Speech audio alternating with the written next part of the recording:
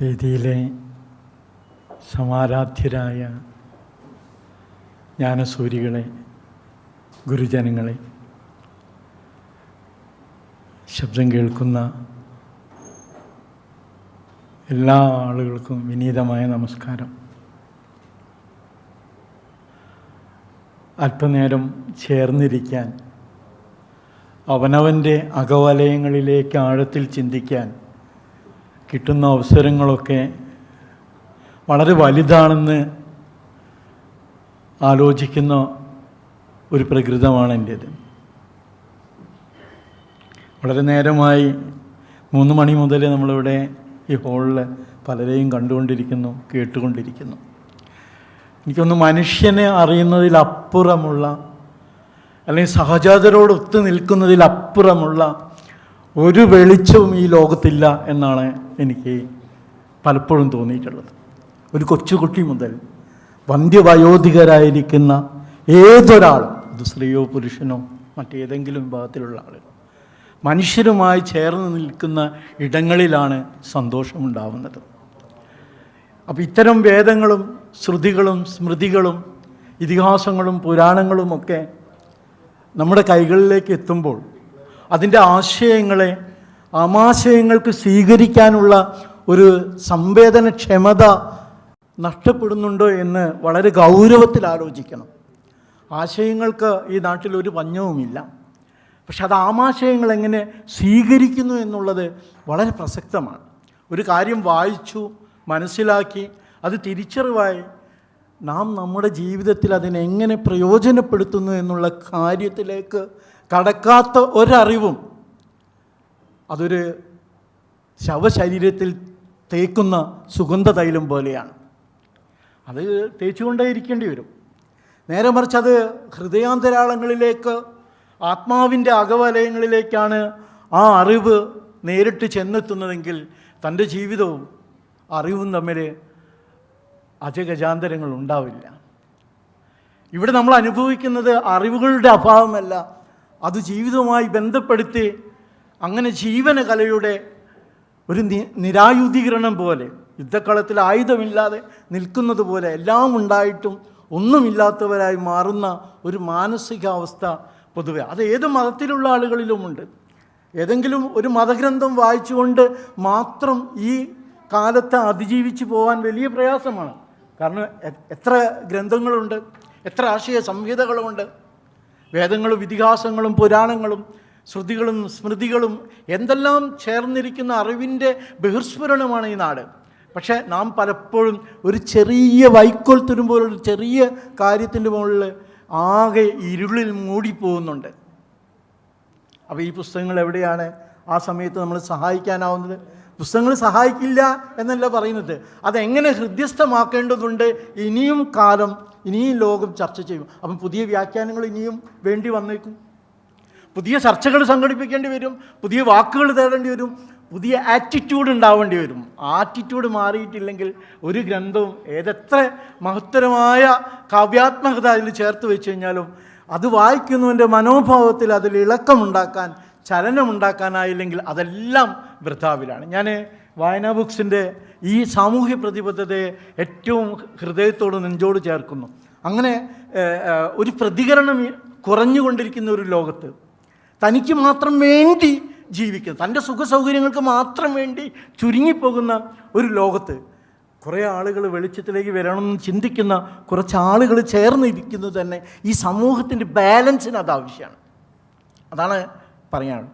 അനാവശ്യങ്ങൾ അത്യാവശ്യങ്ങളായി കരുതിക്കൊണ്ട് അതിൻ്റെ പിന്നാലെ ഓടുന്ന സ്വാർത്ഥമതികളായ മനുഷ്യരായി ഞാനും നിങ്ങളും ഓരോ ദിവസം കൂടുന്തോറും സ്വകാര്യപരതയിലേക്ക് ചുരുങ്ങുകയാണ്. അതാണ് സംഘർഷം. അല്ലാണ്ട് അറിവില്ലാത്തതല്ല അവിടെ സംഘർഷത്തിൻ്റെ കാരണം. അറിവ് എങ്ങനെ ജീവിതത്തിൽ ഉപയോഗപ്പെടുത്തുന്നു എന്നുള്ള കാര്യത്തിൽ നാം വളരെ ശൂന്യ കരങ്ങളുമായുള്ളവരാണ്. ശൂന്യതയാണ് നമ്മുടെ കൈകളുള്ളത്. നമുക്ക് കിട്ടിയിരിക്കുന്ന സാധനങ്ങളൊക്കെ തന്നെ ഏറ്റവും മഹത്തരമാണ്, മഹനീയതയുള്ള ശ്രേഷ്ഠകരങ്ങളാണ്. പക്ഷേ നാം ജീവിതത്തിലേക്ക് ഒരു കൊച്ചു പ്രശ്നങ്ങൾ വരുമ്പോഴേക്ക് ഇതിനൊന്നും കാണാതെ ഇരുളിനകത്ത് അകപ്പെട്ടു പോവുകയാണ്. അപ്പോൾ ആ ഇരുളിലുള്ള വെളിച്ചത്തിലേക്കാണ്. കാരണം ഈ വേദങ്ങളൊക്കെ തന്നെ, ഖുർആനൊക്കെ പറയുന്നത് ഈ ഉള്ള ഒരു ജീവിതത്തെക്കുറിച്ച് മാത്രമല്ല, ഒരു മരണാനന്തര ജീവിതത്തെക്കുറിച്ചാണ് മുഖ്യമായി ഇത് പ്രതിപാദിക്കുന്നത്. ഈ ഇരിക്കുന്ന ജീവിതത്തിൻ്റെ സുഖ സൗകര്യങ്ങളെ കുറിച്ച് മാത്രം ചിന്തിക്കുന്നവരാണ് നമ്മൾ അധികം പേരും എന്നുള്ളതാണ്. ഒരുപക്ഷെ വായിക്കുന്നുണ്ടാവും, ഇനി അവിടെ പോയി കഴിഞ്ഞാൽ ഗതകാല ജീവിതത്തെക്കുറിച്ചൊക്കെ നമ്മൾ ചിന്തിക്കും. പക്ഷേ നമ്മളെപ്പോഴും ഈ ഒരു നിമിഷത്തിൽ ഇങ്ങനെ അന്നുള്ള സൗകര്യങ്ങൾക്ക് വേണ്ടി, ക്ഷണഭങ്കുരമായ സുഖങ്ങൾക്ക് വേണ്ടി മാത്രം ജീവിതത്തെ കാണുകയും ആ മഹത്തായ ജീവിതത്തെ മറന്നുപോവുകയും ചെയ്യുന്ന ഒരു സാഹചര്യത്തിൽ ഇത്തരം ഗ്രന്ഥങ്ങൾ നമ്മളെ ഉള്ളുണർവിലേക്ക് നയിക്കുന്നതായി മാറും എന്ന് നമുക്ക് സ്വയം തീരുമാനിക്കാനാവണം. അത് ആ പുസ്തകം മോശമായതോ ഈ പുസ്തകം നന്നായതുകൊണ്ടോ അല്ല. അറിവുകൾക്കൊരു ക്ഷാമവുമില്ല. പക്ഷെ അത് ജീവിതവുമായി ബന്ധപ്പെടുത്തി. എനിക്ക് തോന്നുന്നത് ജീവിതത്തിൽ നിന്ന് നമ്മൾ അറിവുകൾ എത്രമാത്രം ഉൾക്കൊള്ളുന്നു. ഞാനിപ്പോൾ ഇവിടെ വന്നിരുന്ന് നിങ്ങളോട് സംസാരിക്കുമ്പോൾ ഞാൻ താമസിക്കുന്ന ഒരു കൊച്ചു വീടാണ്, ചെറിയൊരു വീടാണ്. അത് തുറന്നിട്ടിട്ടാണ് വന്നിരിക്കുന്നത്. നിങ്ങൾക്കിപ്പോൾ പോയി നോക്കാം. അതവിടെ താഴിട്ട് പൂട്ടാറില്ല. നിങ്ങളെ വീടിനി നാളെ പൂട്ടാതെ പോന്നിട്ട് അവിടെ നിന്ന് പോയാൽ എന്നോട് പറഞ്ഞിട്ട് കാര്യമില്ല. ഞാനത് താഴിട്ട് പൂട്ടാറില്ല. ഞാൻ എറണാകുളം പോകും, തിരുവനന്തപുരത്ത് പോകും. അവിടെയൊക്കെ പോയി കഴിഞ്ഞ് 2-3 ദിവസം കഴിഞ്ഞ് വരും. അപ്പം നിങ്ങളിങ്ങനെ വിചാരിക്കേണ്ട അവിടെ ഇങ്ങനെ, എനിക്ക് തോന്നുന്നു ഇന്നേ വരെ അവിടെ ഇങ്ങനെ പല പ്രകൃതിപരതയുള്ള ചില ഉൽപ്പന്നങ്ങളൊക്കെ ഉണ്ടാക്കും. നാടൻ വീട്ടിലുണ്ടാക്കിയ പച്ചക്കറികളൊക്കെ വെക്കും. അതവിടെ വരുന്നവർക്ക് എടുക്കാം, അതിൻ്റെ പണം അവിടെ വെക്കാം, അവർക്ക് തിരിച്ചു പോവാം. അവരെത്ര എടുത്തുവെന്നോ ആര് വെച്ചെന്നോ ഞാനത് മൊത്തം ഇതുവരെ ഇത്രയും വർഷങ്ങളായിട്ട് കൂട്ടി നോക്കുമ്പോൾ ഒരു പൈസയുടെ കുറവ് അവിടെ കണ്ടിട്ടില്ല. ഒരു സാധനവും അവിടുന്ന് കളവായി പോയിട്ടില്ല. അപ്പോൾ എനിക്ക് തോന്നുന്നത് മ്യൂച്വലായിരിക്കുന്ന ഒരു അണ്ടർസ്റ്റാൻഡിങ്, പാരസ്പര്യത്തിൻ്റെ ഒരു ബോധ നിറവിലേക്ക് മനുഷ്യനെത്തുന്ന സമയത്ത് നമുക്ക് വിശ്വസിക്കാനാവാത്ത, അവിടെയാണ് പടച്ച തമ്പുരാൻ പൊരുളായ പൊരുളുമായിട്ടുള്ള അള്ളാഹുവായിട്ടുള്ള നമ്മുടെ ആ ആശയവിനിമയത്തിൻ്റെ തോത് പൂർണ്ണമാവുന്ന അവിടെയാണ്.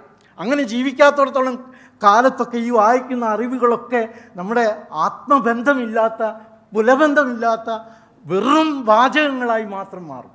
ഇങ്ങനെ ജീവിക്കാനുള്ള ഒരു ധൈര്യം, ആ ആർക്കാണോ ഉണ്ടാകുന്നത് അവർക്ക് ജീവിതത്തിൽ എന്നും അത്ഭുതങ്ങളാണ്. Each and every second are loveful. ഏറ്റവും ഓരോ നിമിഷവും വളരെ സുമധുരമായി ജീവിക്കാനാവും, ഭയമില്ലാതെ ജീവിക്കാനാവും. നമ്മളൊക്കെ പലപ്പോഴും ഈ ആരാധനകളൊക്കെ നടത്തുന്നത് ഭയന്നിട്ടാണ് ഈശ്വരനെ. അത് ചെയ്തില്ലെങ്കിൽ ആകെ പണി കിട്ടും എന്നുള്ള പേടികൊണ്ടാണ്. പലപ്പോഴും അങ്ങനെയാണ്. വീട്ടിലുള്ള കുട്ടികളൊക്കെ പേടിപ്പിച്ചുകൊണ്ടാണ് നമ്മൾ എന്ത് ചെയ്യുന്നത്? പ്രാർത്ഥിക്കാൻ പറയുന്നത്, വഴിപാട് നേരാൻ പറയുന്നത്, നിസ്കരിക്കാൻ പറയുന്നത് ഒക്കെ നിർബന്ധമാക്കുകയാണ്. അവർക്ക് എന്തുകൊണ്ടൊരു സ്നേഹം തോന്നുന്നില്ല എന്നുള്ള കാലത്തിലേക്ക് നാം കടന്നു വരുമ്പോഴാണ് ആരാധനയിലൊരു മാറ്റമുണ്ടാവും. അത് ആത്മവിശ്വാസത്തിൻ്റെ, ആത്മാവിൻ്റെ അകവലയങ്ങളിലൊരു വലിയ യാത്രയായി മാറും. അങ്ങനെ ആവട്ടെ ഈ പുസ്തക വായനയിലൂടെ നമ്മുടെ ജീവിതം. ഇനിയും അതിലേക്ക് ഒതുങ്ങുന്ന സാധനങ്ങൾ ഞാനത് വായിച്ചിട്ടില്ല. അതിലേക്ക് ഒതുങ്ങുന്ന സാധനങ്ങളൊക്കെ കൃത്യമായി ബോധനിറവോടെ ഉപയോഗിക്കാൻ നമുക്ക് സാധിക്കുമെങ്കിൽ തീർച്ചയായിട്ടും മജീദ് ക ഇത് നല്ലൊരു അവസരം തന്നെയാണ്. എനിക്ക് മറ്റുള്ള ആളുകളെ അറിയാത്തത് കൊണ്ടാണ് മജീദ് കയുടെ പേര് വിളിച്ചത്.